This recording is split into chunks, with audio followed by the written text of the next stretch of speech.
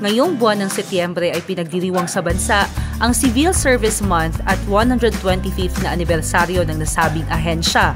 Ito ay isang buwan ng pagbibigay ng pagpapahalaga sa malaking ambag ng bawat kawani ng lokal na pamahalaan sa pagbibigay serbisyo sa mga mamamayan sa kanilang komunidad.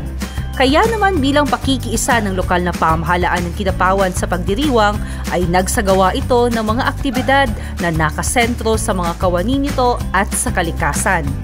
Patunay nito ang buong-buwang libreng check-up ng mga empleyado sa Kidapawan City Health Office at Kidapawan City Hospital, kasama pa ang mga laboratory test at gamot kung kinakailangan.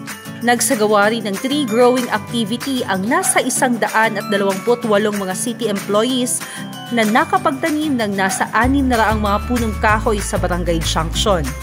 Nagkaroon rin ng pagkakataon ang mga empleyado na makapagsalba ng buhay ng kanilang kapwa sa pamamagitan ng bloodletting activity na tiyak na marami ang makikinabang. Simpleng mga aktibidad na naging posible sa pangunguna ng Kidapawan City LGU, City Human Resource Management Office at ng Kidapawan City Government Employees Association. Malaki ang pasasalamat ng pamahalaan sa mga kawani nito.